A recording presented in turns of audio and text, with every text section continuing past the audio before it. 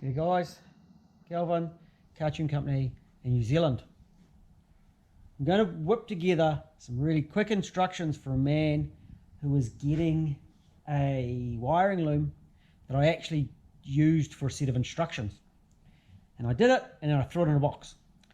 And he happened to ring me and he happens to have a Crown engine from a 131 going into it's in something else. The loom's stuffed and I've got a solution.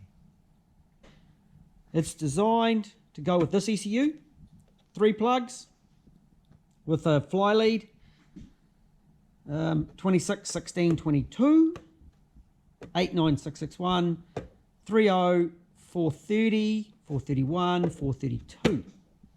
Not to be confused with this one. These 3 plugs are the same, but this one has an extra one. So this ECU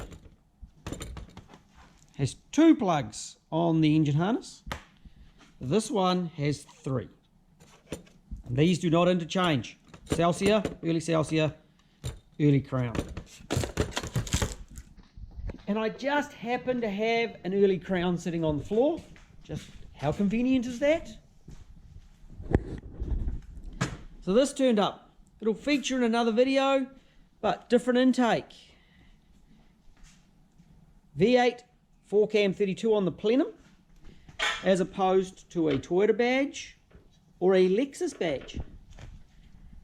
Toyota on the spark plug cover.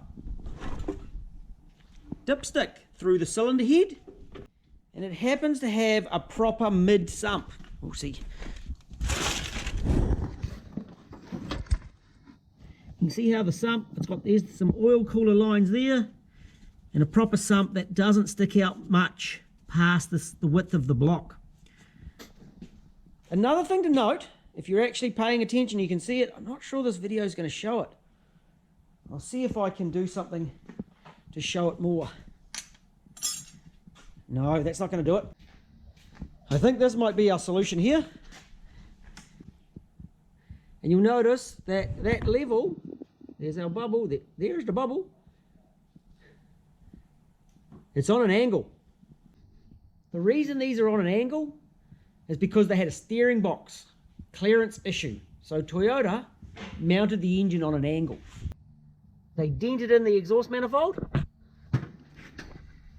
put the sump on an angle, and then, and it's quite obvious here that's on an angle, they then put a bell housing with a different offset in it to make the transmission sit correctly.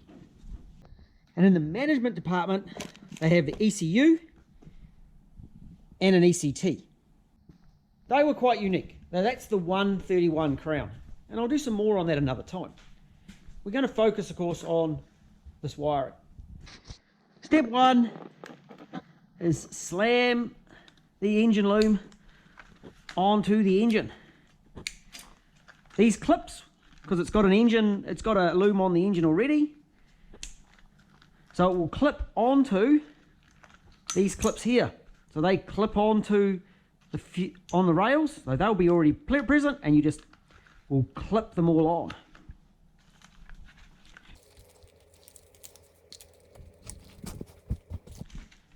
Same on this side. Earth's on the back. This will plug into the standard start loom. Oil pressure is down the side by the oxygen sensor. Here's the other oxygen sensor there. Just tuck them out of the way for the moment. Loom goes through the center. Igniters need to be earthed, and they must be 1, 2, 3s. 1, 2, 3s. These extra wires are for the fan switch. So if you put a fan switch of any kind in the radiator, you can use that. Otherwise, just zip it together like that and pop it under the manifold. Right, we also have a front crank loom. So in my LS400 refab, I show a video, and to fit the front crank loom with that little bit of plastic, you strip down the cam belt, take the cam pulleys off, take the cover off, and you put it in. It's one of the first things that go in. So I've made a little change on this one. It makes it possible to run without it. For a start, if you want to run your plastic, just pop it apart, and it sits in like this with the bit of shrink right there. And then there's a piece of shrink here and a piece of shrink here to secure these onto the plastic. If you're not wanting to run the plastic, it will feed through. Watch.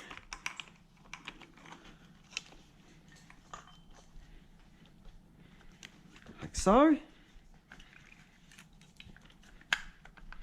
And there will be a clip on by the injector, and that will clip in like so, and this one clipped by the injector, and that plugs in there. And then this goes to this cam sensor.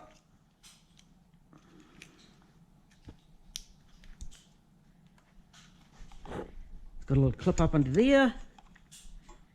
Beauty. There. Noise suppressor. That one was recycled. Goes down the back.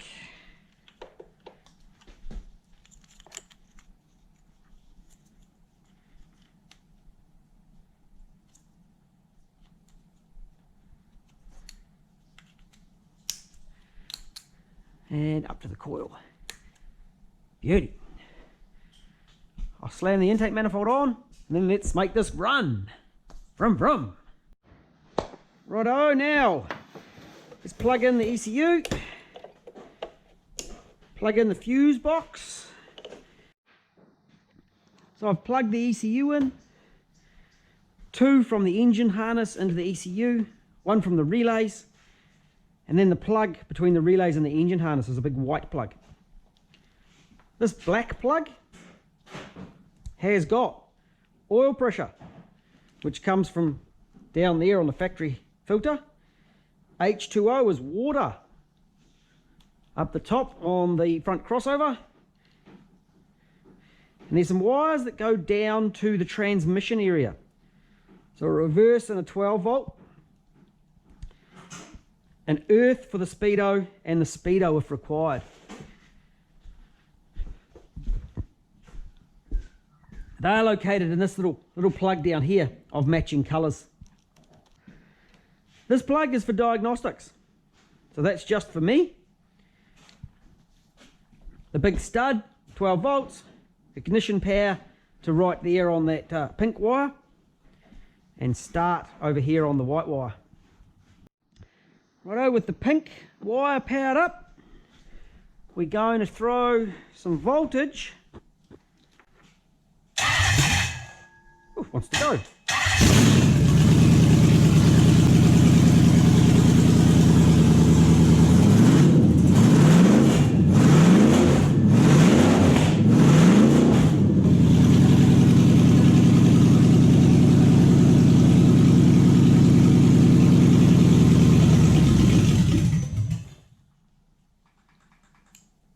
Perfect.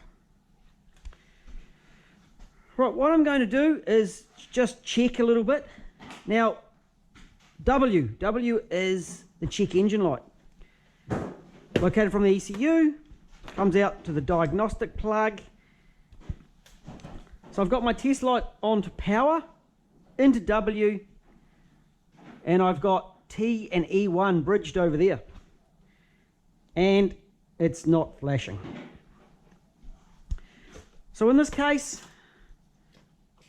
back to the ECU, very quickly to the W pin, check it directly at the ECU, nothing.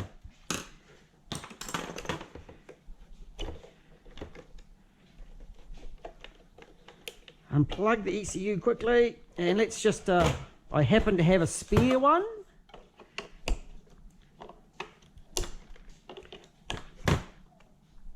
Same deal. Into there, and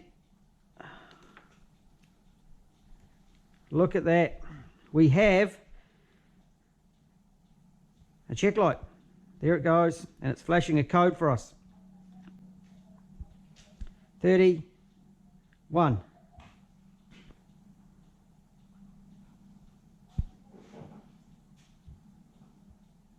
Forty-one. 41.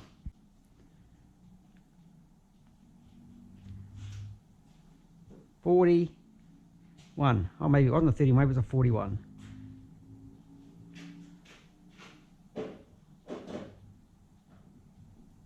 Yep. 41. So it's actually working. That's flashing a code.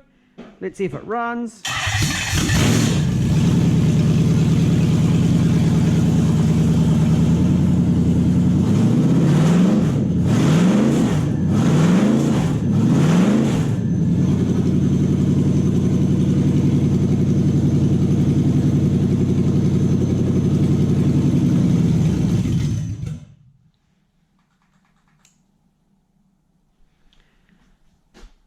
So very quickly, we diagnose that ECU.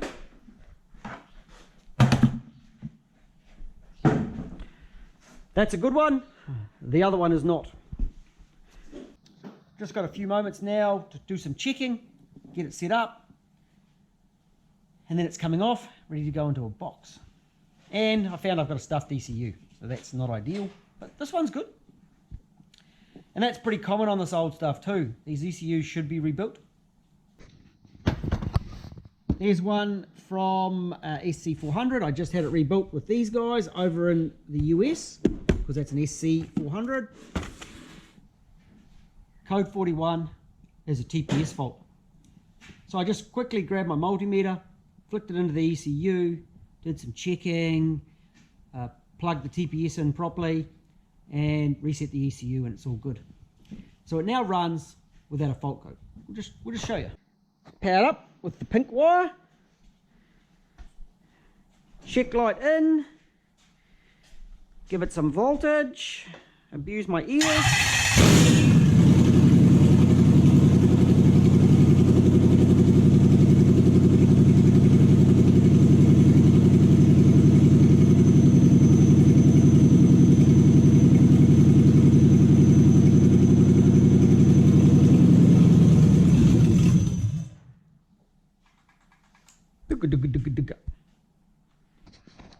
So that one is doing everything like it should. I'm really happy. It's ready to come off and head off to Australia. This one's just the loom. It was actually my test loom. It was the one from my 131 crown instructions. And I'd actually stopped wiring crowns. I'd put all my information away. And I've had to get them out because I've done a whole lot more. Since there's a lot of guys around the world that still have crowns or crown engines, we just weren't seeing very many in New Zealand. Except the one sitting on the floor. I knew about that one coming. So this one's the loom, and it'll need a bit of conduit put to the ECU. It'll be using the clips from the loom that's on the engine now that clip to the fuel rails. I'm using my ones at the moment. And it's got the relay set up. So relays and the loom, and of course the new mil-spec front harness, which can be put in without stripping everything off it. It'll use the original start loom off the engine and the original cold start injector loom. That's pretty simple to wire up. So 4 wires to make it go. So I'm pretty sure that the guys over in Australia will be able to sort that out. Made it as simple as it can be. One reason I fire them all up is then I know that the wiring that I have done is working. So if there's a problem or it doesn't run, it's because of the components that it's getting plugged into this loom when it gets to wherever it's going. If I get the components sent to me, then I will test them. I'll take the time, fit cam angle sensors and crank angle sensors. Takes a little bit more, so there's a little bit of labour charge, but it means that all those are tested here in the workshop as well. And I can also confirm things like igniters are the correct ones. So, hope that's helpful. We'll catch you again soon.